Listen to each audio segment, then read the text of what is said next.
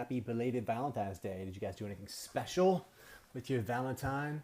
Periscope Tampa's on. What's happening, Sam? Good to see you, man. Trying something different today. Trying a little noon, a little lunch break. Wondered if people would be a little bit more apt to jump on Periscope rather than first thing in the day. So wanted to see how everybody's doing and check in and figure out whether you wanted a new format here. If you're new, I know, Sam, you're not new, but if you're new to never seen me before, my name is Nick Snapp. I have a podcast called the Make It Snappy Productivity Show. I'm really into productivity stuff, learning and teaching and all that kind of stuff. I also have a company that helps small businesses or just people in general get their time back. That's kind of my thing. That's what I like to do. I wanted to get on here today during lunch and just tell you a little bit about what I've learned so far today. And I figured maybe during lunch break, we can continue to talk about things I learned, and you can tell me about things that you're potentially learning when it comes to productivity and learning things new. So, today I learned that it's very valuable to confirm and reconfirm important dates. So setting up training programs, had a facilitator, and you think everything's smooth and people receive messages on email, but with email, it's horrible communication. I'm kind of passionate about email. I don't think it's a very good way to communicate. But when it comes to important and critical dates, and especially when you have a facilitator come in to do something like that, or if there's training in general, if there's a critical person that needs to be there, ask that person to confirm the date, hear them say that date. That's really important. So I thought there was going to be training tomorrow, and he can't make it. He thought it was the following week. So drop the ball in communication, probably a really productive practice to actually confirm that date. So I have 5 different series of training coming up, and I make sure that this person now has all the dates confirmed and we're not scrambling at the end. So that's one thing I learned.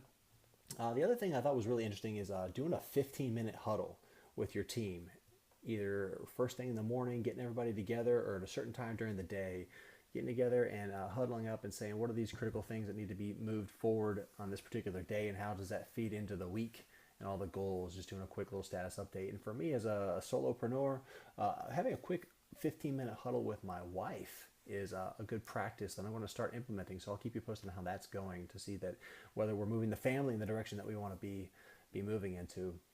Another thing that I'm implementing here, starting last night, I started doing a nighttime routine. So basically 10 minutes on email, 10 minutes processing the paperwork, and then 10 minutes planning the next day. It's kind of like a daily review type thing. I was trying to get this done during the work hours. I found it to be a challenge. But after the kids go down, I thought it was a little bit easier to do a nighttime routine, no more than 30 minutes.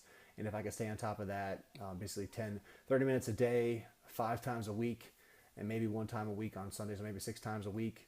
Those little chunks of time really add up to big things long term. So that's some of the things that I've been learning, thinking about, and growing.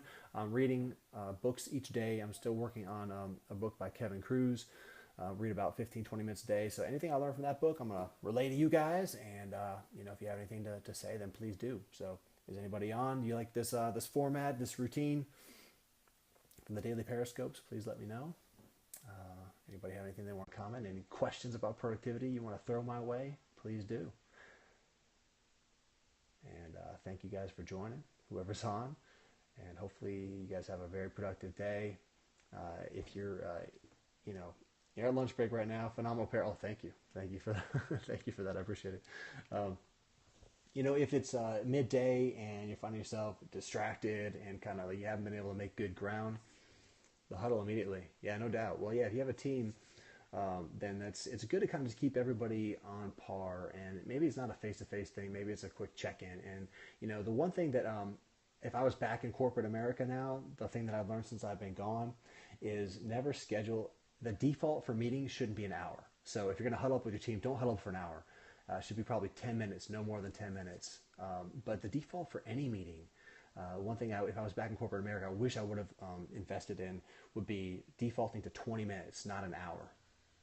So tell us how it goes with success and consistency. Yeah, no doubt. But yeah, if you default your meeting to 20 minutes, any meeting that you do, it kind of forces everybody to be on task and on point because you only have 20 minutes. You can't really drift away. But if it's like a comfortable hour and people show up 10, 15 minutes late, then you're going to just suck up all that time. So try that out.